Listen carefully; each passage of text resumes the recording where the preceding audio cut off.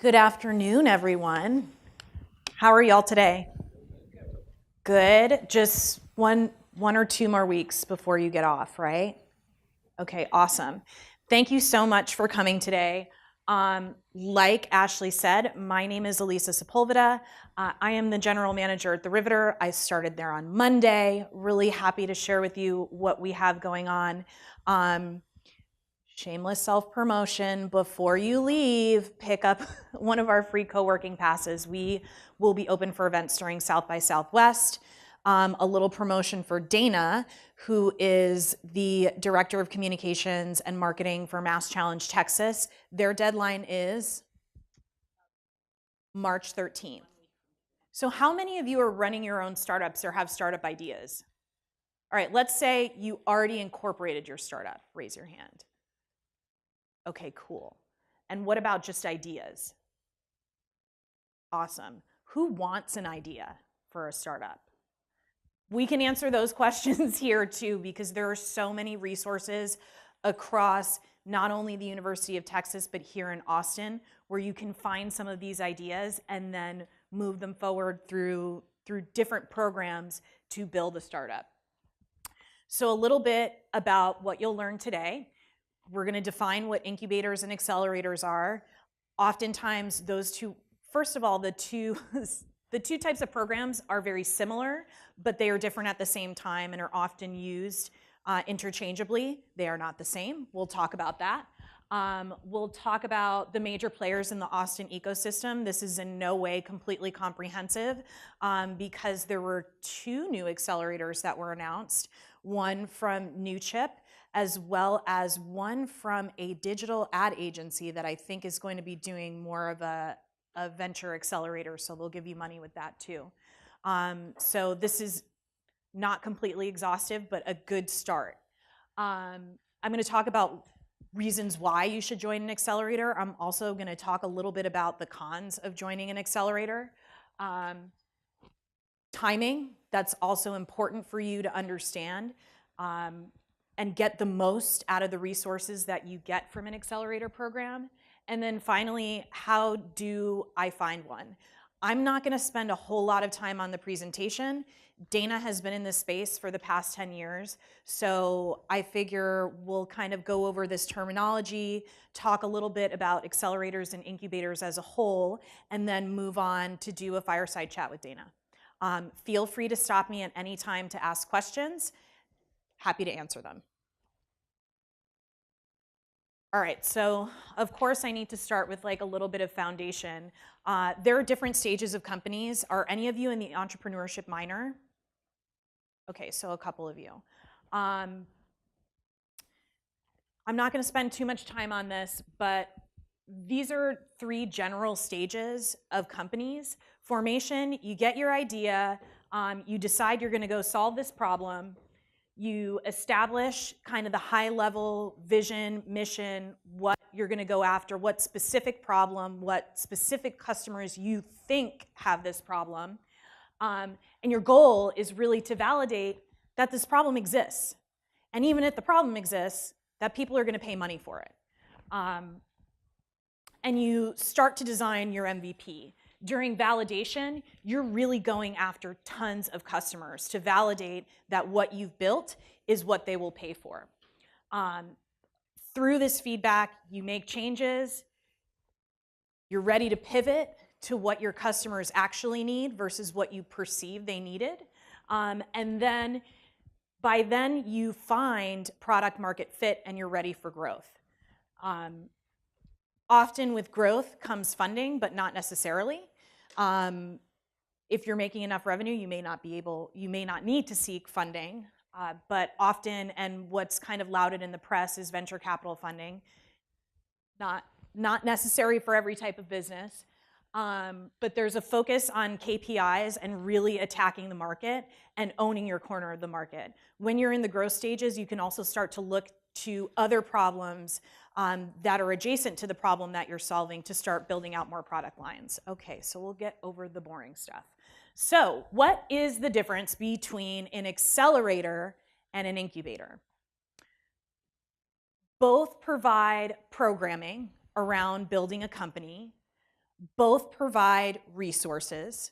The main difference is that an incubator is concerned with commercializing intellectual property that already exists. Luckily, you're at one of the biggest and best research universities in the world. There are scientists, there are social scientists, there are journalists, there are tons of PhDs and professors here researching really interesting problems. The thing is, academia doesn't always translate to the business world, and they need help. They need help from bright minds like you who have some business sense or who want to work in industry to be able to help them commercialize these ideas and these technologies. So there's also no real strict timeline within an incubator. Accelerator programs like your Y Combinators, Techstars, Mass Challenge are usually over a set period of months. You have specific goals that you want to reach within the program, and then hopefully you achieve them by the end. So those are the two main differences. Does that make sense? Yes? Okay, great. So again, this is not fully encompassing, but we'll talk a little bit about some of the resources that exist here in Austin. Inspiration. So even if you don't have an idea, there are lots of places and lots of groups you can go to start exploring different ideas and different topics. 3-Day Startup is a great example. I know that they specifically work with a lot of universities. Capital Factory runs a number of events that are inspirational. If you are in a specific major or you are interested in a specific industry, look at the events that are going on around town in the ecosystem. There are tons of meetups and opportunities to see speakers in these different industries that could spark that idea for a potential organization. So, formation. Now you have an idea. What do you do next? I'm sure that there are classes here at UT that you can take to work through building a business plan. I am one of the local directors of Founder Institute. What we do is take ideas and help you build a business plan, validate with your customers, and get you ready by the end of the program to then seek seed funding. A little bit on Founder Institute. It came out of Silicon Valley 10 years ago in over 200 different cities, 80 plus countries.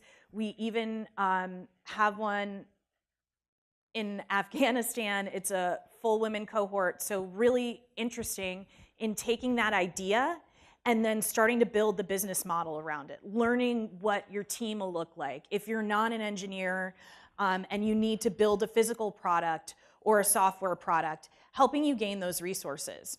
Div Inc. is another pre-accelerator program that will help you solidify that business plan. Most of the accelerators that exist today are for folks who already have customers. So we're going to classify that as growth. A lot of them have different models of how they monetize. We'll talk a little bit about that later. But they're there to help you then make connections with new customers, refine your product, provide you with resources to be able to continue to build out your product. These are great places to, as they're called, accelerate your growth. Oftentimes, founders will say they'll do these programs and they've made leaps and bounds that would have taken them years to make. And oftentimes, you don't have a lot of time because you don't have a lot of money. Finally, there's the Angel and VC network.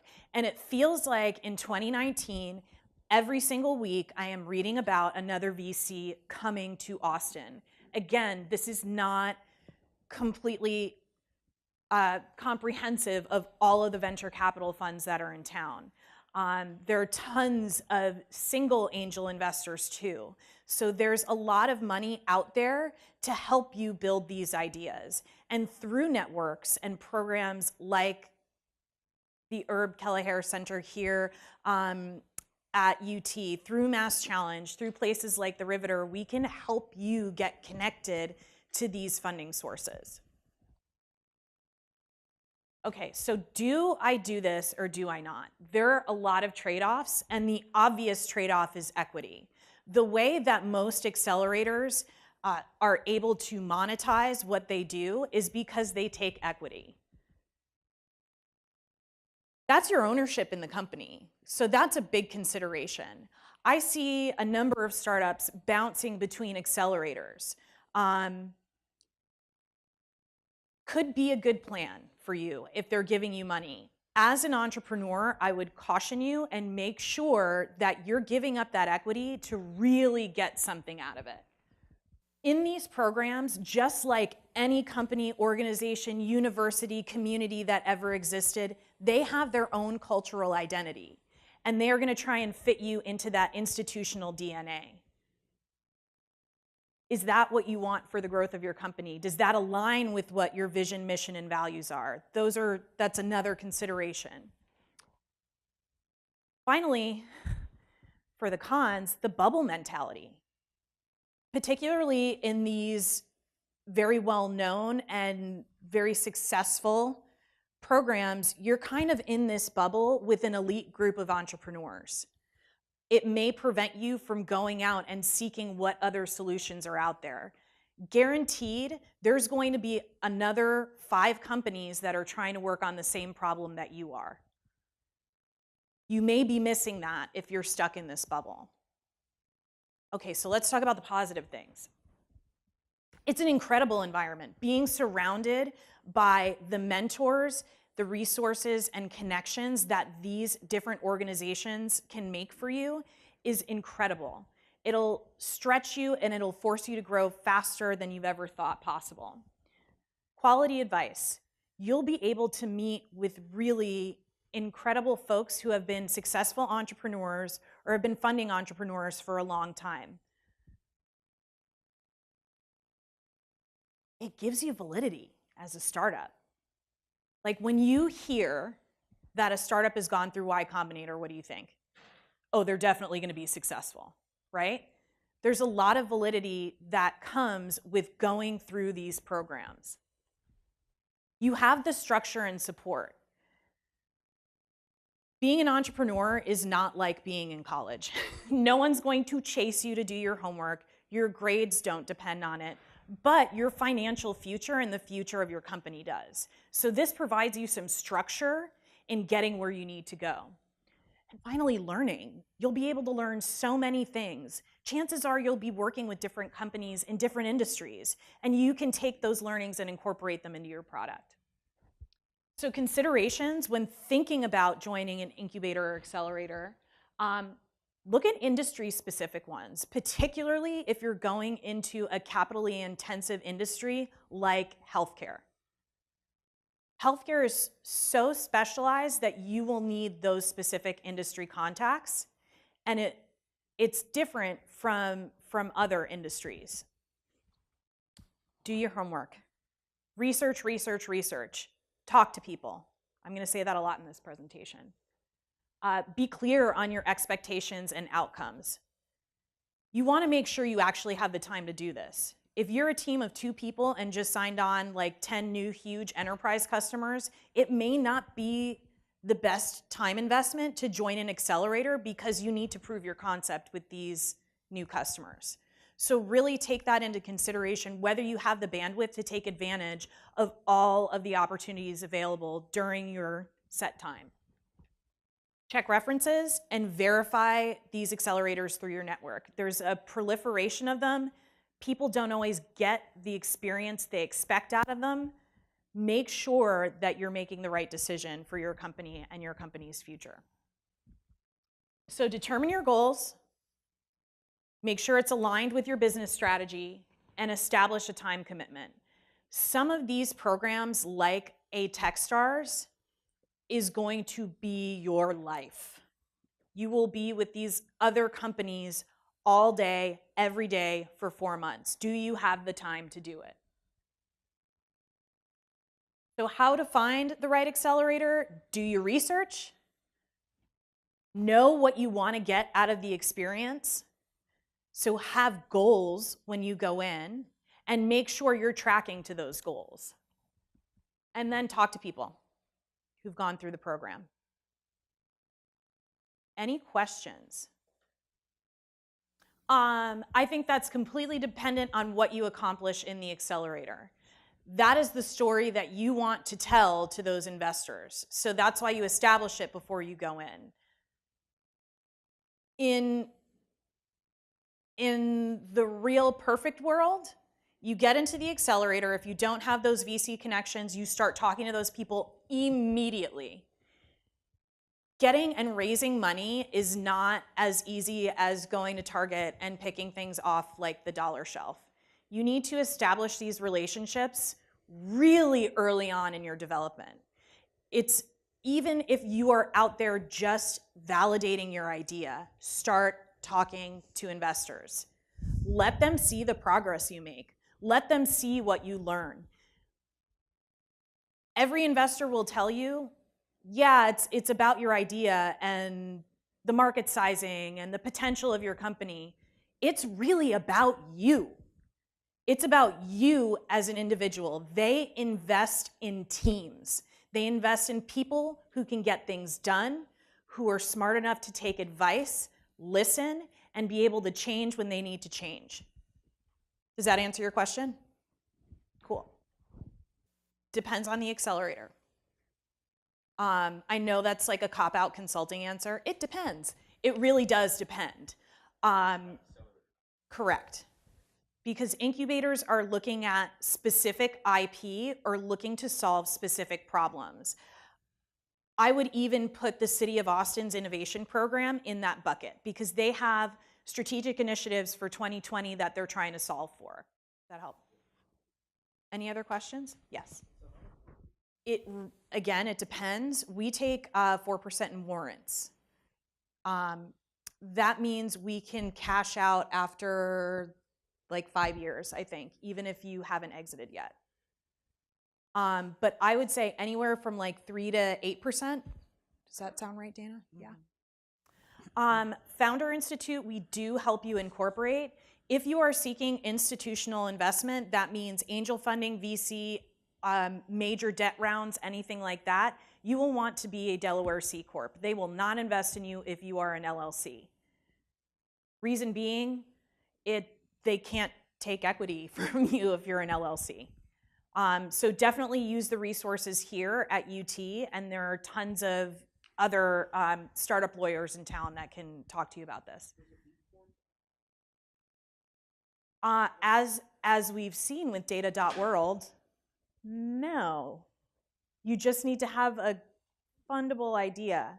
And I think that with more social impact funds being raised, like the Admirals Fund that's coming up from San Antonio, $2 billion, David Robinson, former Spurs basketball player, he's investing in a lot of these social causes through Innovation Zone, so I don't think they would care if you're a B Corp. You would just be, your pool's gonna be a little bit smaller. Okay, let's get to the fireside chat. Okay, tell me about your experience that you've had with both incubators and accelerators. So my closest experience with incubators was when I was at the USC Stevens Institute for Innovation from 2006 to 2011. But so the way that institution worked was Mark Stevens, who is the investor from Sequoia Capital, he invested in YouTube. He's a USC alum. Go Trojans. He endowed the university with $22 million to make USC like the #1 school in the world to innovate. And so the way they did that was they took the Office of Technology Licensing and they like merged it with this concept of the kinetic intersection of new ideas coming from all corners of the university. And through that, we created incubator programs to help forge those intersections and bring new ideas to life. So honestly, that was really my first experience into the world of entrepreneurship. I came from Philadelphia. I went to Temple University. I got a degree in film. Running Accelerators was not even in the picture at that time. But upon moving to LA, I just got this really cool job that let me do some really cool things and meet really cool people, start really cool programs, and now I see some of these companies out in the world. There's like one of the first autonomous skateboards came out of USC, and they're like that company is still growing and thriving, and they won a Student Innovator Showcase in like 2008 that our department ran. Cool. So yeah, so we did that. And then from there, that just launched a whole career of like being on the cutting edge of technology and business, which is very fast paced and can get a little bit aggressive. And in this role as a startup resource, you constantly have to be like 3 steps ahead of everything that entrepreneurs are doing. And through that experience, I've gotten to see some really cool things. So like, everyone heard about the recent Trendkite acquisition from $225 million to Cision and PR Newswire. That was a Dream It company. And they literally were 2 guys that started in someone's mom's basement, and I'm not exaggerating. And when they applied to Dream It, it was literally, I have this idea and I'm willing to give up 6% for 25 grand to see if this could really be something. And while they moved from Philadelphia to Austin to start this company as part of the Accelerator, and we were in Capital Factory. That's where we were running it out of, and they hired a CTO, and that's honestly the only company I've ever seen get funded around demo day. I'm not saying it doesn't happen. I'm just saying of the 500 startups I've seen over my career, that's one that's got funded on demo day. So the big thing I want to say about these programs is it's about that relationship building. There's no guarantee, especially because there's so many of them and the market is so saturated, there's no guarantee to get the funding, but if you take advantage of that network and you make those connections, like that's going to get you to the next step. And honestly, because there are so many accelerators and such an uptick of awesome new ideas that are coming out from them, what a lot of these investors and angels are looking for, like Elisa said, is how well did you leverage the ecosystem that you were part of, and is it helping you to move your idea forward? Because traction is a really big thing, both to get into an accelerator, but then of course rolling out of it. Mm-hmm. Hopefully your hamster is like going really, really fast and going down the hill. So that's been great. My experience. So when you say they got funded on demo day, did they just get approached by an investor and like, here's my checkbook? We introduced them to Morgan Flogger from Silverton Ventures or Silverton Partners when we were here. And through that relationship and through their mentors, they built that relationship and they started to build out their technology because they did hire someone to serve in the CTO role while they were there. And then they got their first investment round. He announced from the stage, I just signed my Series A with Silverton. Wow. And that was the beginning for them, yeah. Very cool. Mm-hmm. And we've seen venture funding grow a lot here in Austin, right? Mm-hmm. Yeah, that's good for everybody. Mm-hmm. And I think that speaks volumes to the ecosystem that's here. There's also a viral thread that's going on right now. Like early stage founders from Silicon Valley are kind of getting fed up with what's going there. And they're quote unquote looking for a place to go. And everyone's like, go to Texas, come to Texas. But no, Texas is a fantastic place to build a business. I myself, growing up on the East Coast, never imagined I'd end up in Texas. Thanks to Dream It, I fell in love with it. That's the company that got me here. But it is a great place to build a business. And I kind of really appreciate the we are our own country point of view and everybody collaborates minds. But what's really interesting is there's totally an open door for all these funds that are coming in from all over the place. So having worked with a number of different accelerators, both here in Texas as well as on the West Coast, let's talk about the elephant in the room. Okay. What is the big difference between starting a company in Texas versus starting your startup in Silicon Valley? Ooh, well, Texas is just bigger. So but if you're just going to look at geography and the number of people to like the what's available, I would say like actually it probably ends up being pretty balanced. But I think the reason Texas is better to build a business is just look at the economic development of the state over the last decade. Number one in job creation, economic stableness. In 2008, when the entire economy crashed, Texas was just like slow and steady on the way up. So, you know, that is really good. And what that also shows is that there's a strong foundation here for new ideas to come to life. And then again, that influx of capital and this influx of resources, I mean, we are coming up with the perfect solution to make Texas the best place in the world to innovate. So, talking a little bit more about the ecosystem, what does it mean for entrepreneurs when we see a HomeAway go public or get sold to Expedia? What does that do? Or TrendKite make an exit? What does that mean for the rest of the ecosystem here? That means we are creating winning solutions, and we should keep putting those figure out like what is that equation, because you know, not everyone's going to fit into it, but there's like, that means like things are going well, let's keep doing it. I mean, like big companies are setting up offices here too. Lottery.com is moving over to Bee Caves. Like, how random is that? But they're leaving Silicon Valley and they're going to be an Austin company. I mean, they're bringing like 3,000 jobs with them. So that's huge. That's awesome. Okay, I'm going to go back on script. Okay. What are the most valuable aspects of Mass Challenge in particular, and how does it compare with other similar programs? Sure. So Mass Challenge is a global network of accelerators. We have programs in Switzerland, Mexico City, Israel. There's an office in the UK. We have Texas, but we have 2 programs now in Texas, one in Austin and one in Houston. We also have Boston and Rhode Island. There are 2 later stage programs that are vertically focused on fintech and on health tech. And then we also, in the Boston area, have a Made at Lab, which is a maker space that supports those who are coming in, you know, and maybe they're like 3D printing companies, but you know, you have to actually like create a tangible something as part of your company. And so through partnerships with universities and other ecosystem players, we create this web of resources that all of our startups can work with. So here in Texas, we connected in our first year with over 120 organizations, just like Herb Kelleher and Capital Factory and Central Houston and BAE Systems and Southwest Airlines and USAA. And some of those people are part of our corporate partner network, which as a startup in our program you get access to. And some of those are people that are just serving the same mission that we are and want to advance entrepreneurship as fast as possible. And so through that global network and those connections to those corporate partners, we are able to offer equity-free cash prizes.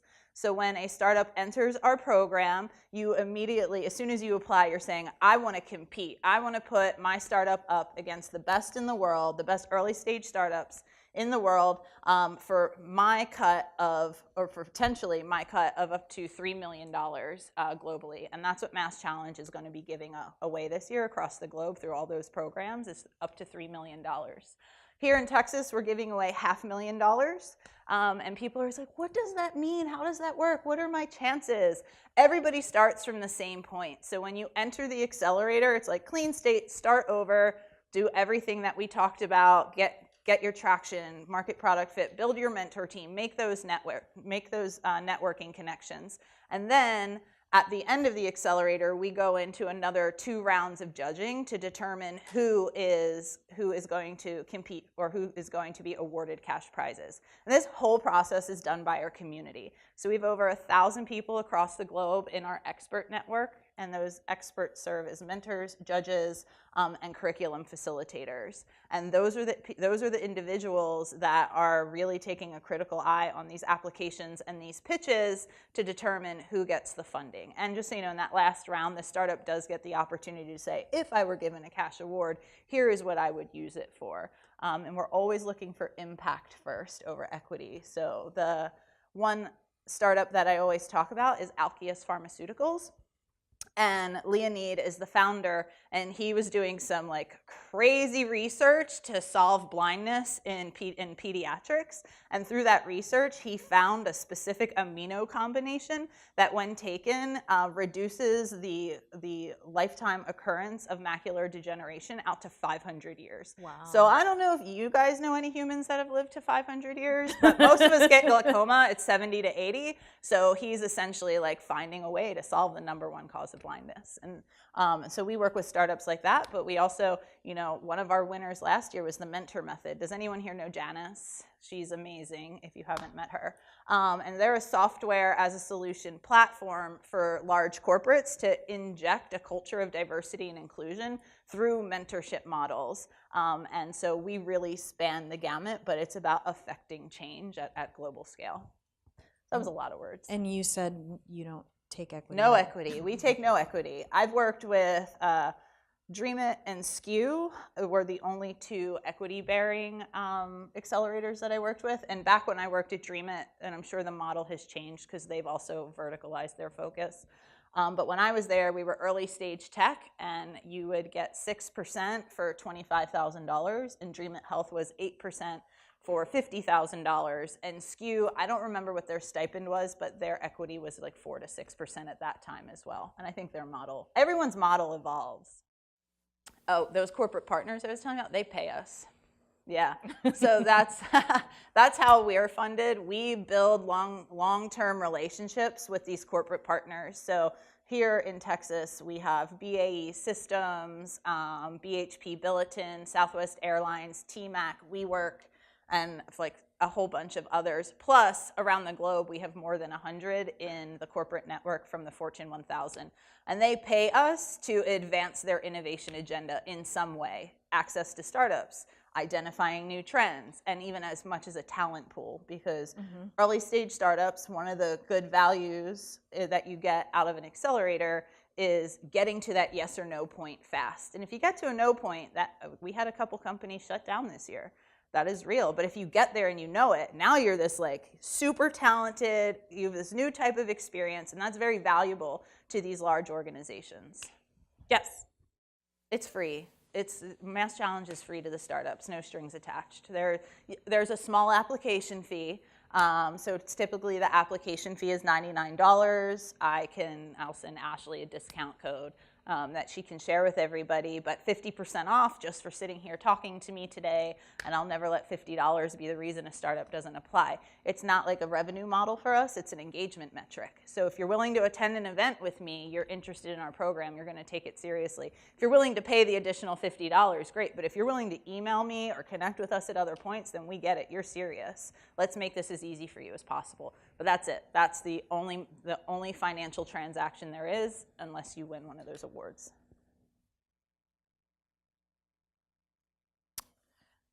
So over the last 10 years, the number of these programs has multiplied. How can founders distinguish quality amongst all of these new and different programs that may not have even had the chance to see outcomes? So typically, founders will exit 10 to 15 years. That's years, not months, after they start their companies. So these people have been working on these ideas for a long time, and we know Y Combinator and Techstars really well because they've had big companies that have exited. So how do we tell with these new programs that are coming in what quality is? Yeah, so there are a lot of people I feel that are just doing this because they're feeling altruistic and they have the ability to give back, and I think that's totally wonderful. But I think if you're looking at a program like that, like look at the industry where the founders come from. Where did they make their success? Did they make a success? And really like understand, like, is this alignment? If you're a CPG company, SKU is an amazing program for you. If you get in, they only take like 6 to 8 startups a year. If you get in, that's worth it. Milk that for everything that it's worth. But there are some programs out there that are just like putting things together. And I think a good way to identify those players is really to look at their mentor network as in addition to their founders. So most of these organizations are like, we'll give you $3,000 for some stake and equity. And if they have a mentor network that like can connect you, and most of this information should be on their websites, or you should be able to reach out and say, hey, I'm in this industry, can you connect me with this type of person? At this point, there's no way of getting around the homework. Great. If you were a startup founder, what advice would you give our audience before applying to one of these programs?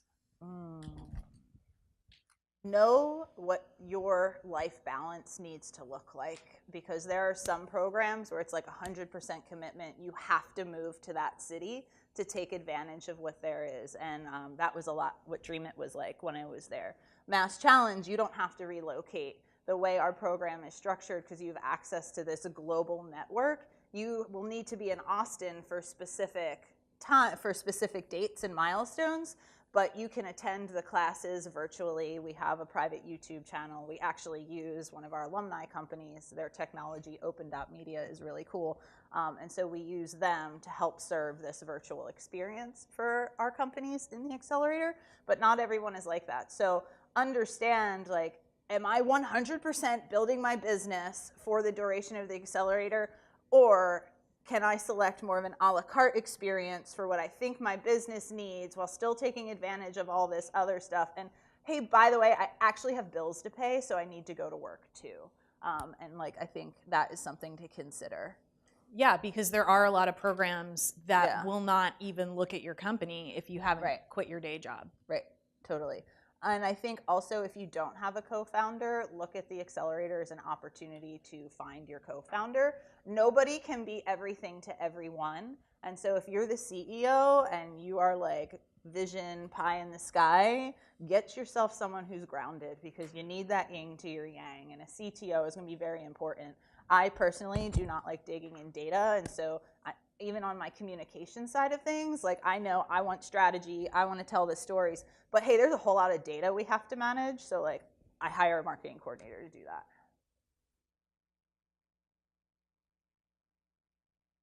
Oh, Janice, the one I was talking about earlier, she was a solo founder. So with all of these startups, you can go in as a solo founder, but expect to get feedback of you need to expand your team, whether that's you're hiring contractors to do the work or you're bringing someone on directly to do it. All right, we're going to open up the floor for questions. All startups, all industries from anywhere in the world. Yeah. Last year, we had 520 applications that represented something like 17 countries, and we ended up accepting 84 that represented 10 countries, all 5 Texas cities. And I think the way it broke down was 55% of the startups were from within Texas, and the other 45% came from anywhere else in the world. We had startups in Zimbabwe. We had one guy that would travel to and from Nigeria, and he ended up being one of our top startups. Not a cash winner, but a top startup. And he would travel to and from Nigeria. He also had a house in Houston, so that helped. But like, people will travel for these. We had one company that moved their company here from Greece, and now they're establishing an office here as well. Yeah, and we've actually seen that in Founder Institute too. We've had people, we're launching in Houston. We've had people in our Austin program coming from Dallas, San Antonio, Houston. We had somebody coming from Barbados. Like, if you see the value, you will commit the time. I think that's also probably a good indicator of, like, if you're pulling from around, if the Accelerator is pulling from around the globe and these companies, especially if the company is like setting shop in the city where the Accelerator took place, like, that's a good indicator of how strong that network is.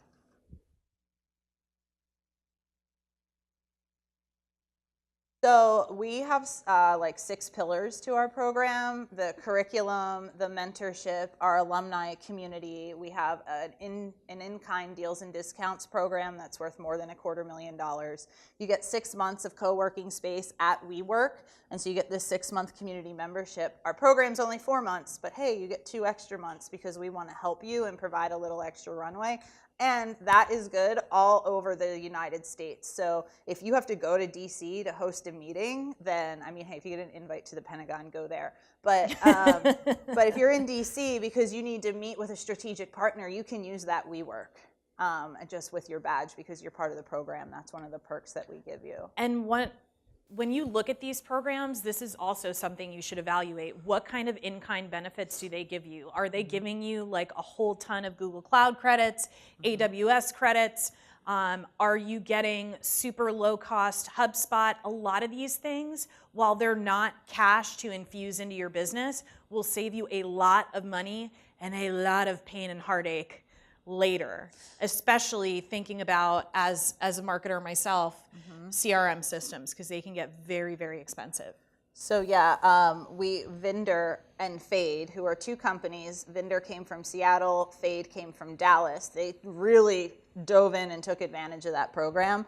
And Fade said they saved $6,000 a month in overhead expenses, and Vendor said he saved just under $10,000 a month in overhead expenses. And for both of them, that allowed them to pour money into building their beta product, and then they had like this competition, and whoever did it first, the other person had to have that startup's logo shaved into their head. Neither of them were successful. They both had, and it was terrible because their barber like flaked on them, and so they like shaved it in each. Anyway, I digress. But so the point is like that allowed them to launch their beta products to really dive in and get their betas to the market. But then also they were able to pay their employees. And when you're like a pre-revenue startup and you're working on funded dollars or friends and family money or whatever it is, like that's a really big deal. Yeah.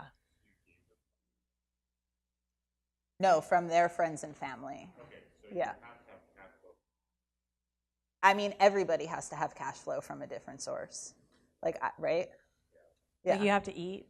Yeah, but no, to get into Mass Challenge, you do not have to be funded. You could be an idea on a napkin. We have worked with ideas on napkins. I know startups that came in last year, they're like, I have this idea. Here's my splash page and my founder's packet. What do I do next? And then we worked with them and we connect them with the people that they needed to know. And now this one startup I'm thinking of specifically, she generated a $1.5 million pipeline for sales while in our program by exploiting the network. So that's a really cool story too, the way she used that. That's Janice again. She's like one of my really good friends. I know her story really well, so I'm going to refer to it a lot. And when you're looking at these programs, they'll have all these guidelines. Like Sputnik here in Austin gives you what, like $100,000 when you get into their accelerator program. They only take like 5 or 6 companies. They're super hands-on. And some don't take and don't give you any money while you're in them. So you have to make those considerations as an entrepreneur, like how are you going to live? Yeah. And I'll just finish completing about like what does Mass Challenge look for. So early stage is defined as less than $500,000 in equity-bearing investment or less than $1 million in revenue in the last 12 months. And so that's our way of saying these are guidelines. If you raise $750,000 18 months ago, you're still eligible for the program. If you generated almost $1 million 18 months ago, but you've since stalled, you're a good fit for the program. So like those are guidelines, those are not hard and fast rules, but we're also looking for, is this idea scalable and will it make that massive impact sort of effect that we're looking at in any industry from anywhere in the world? Do you have traction? And traction doesn't mean sales, it doesn't mean revenue, it means you're not the only one that knows about this idea. You're willing to put yourself and your idea out there to advance your dreams and change and like make the world a better place. And that is like our thing. We believe entrepreneurs can change the world. So that's a lot of what we focus on. And then the third thing is who's the founding team and are they really gonna milk this for what it's worth? Oh, yeah. Yeah, I think most accelerators and incubators do. They have large networks. A lot of folks who work at these types of organizations have corporate backgrounds. Like I worked at IBM before I started working for startups. So I have global contacts in the tech industry. I know that since Mass Challenge is global, so yeah, in addition to entrepreneurs can change the world, if it's humanly possible, we will get it done is a very true statement. ZPEG was one of our companies last year. They also ended up being a top startup. And about 3 weeks into the program, he sat down, he's like, I don't even know why I'm here. I don't know how to get value out of this program. And he set up office hours with myself, with our managing director, Mike Millard, and with the director of operations. And we were like, here's how we can help you. And we sat down, and he ended up having one of the best accelerator experiences that he could ever have. The thing is when you're a team of 6 or 7, like we actually have a large team for an accelerator, but when you're a team of 6 or 7 people and there are 80 or more companies, which is the world I live in, you, the company, have to come ask us for it. Like, we're not going to hunt you down. If you need those mentors or that guidance, then you need to come to us and say, I am looking for this. And one thing our program person is doing in addition this year is she's asking all the startups to fill out like milestones and achievement sheets, like what makes this experience and this investment worth it, this investment in my time worth it. And then we're going to check in with you guys like every 4 weeks and make sure that you're getting what you need to achieve those goals. Yes, that's probably even, dare I say, even more important than the accelerator themselves. Because after you graduate, it's kind of up to you to figure out how to make yourself successful and how to continue to grow. A number of these programs with Founder Institute, we have systems and processes in place that help check in with graduates. And personally, I check in with everybody every 2 months and say, what do you need? How can I help you? Because for us, running these programs, we want to see you win. Mm-hmm. We want to see you exit. We want to see you grow. We want to see you pivot. If you shut down, we want you to try again. Because we believe in you, and if you come through our programs, like, we're saying that you are talented and you have what it takes. And the only way, that's the biggest reason that startups fail, is because the founders give up. Mm-hmm. So what I can tell you is that we work heavily with universities. So that's to pull out from the research, that's to pull out of entrepreneurship centers, that's to pull from everywhere. Where new ideas are coming to life within those specific ecosystems. Last year, we had 10 out of the 14 UT systems represented in our class, and that was over like 40 companies. So some of those were students, some of those were based in research. I don't know the exact breakdown, but again, like a lot of times these partnerships with these universities is they're like, hey, Susie, go work with Accelerator XYZ because we know this program and you can still manage being a student and this program at the same time. Our program this year is happening over the summer, so that should alleviate some of the stress of balancing my academic goals with my startup goals.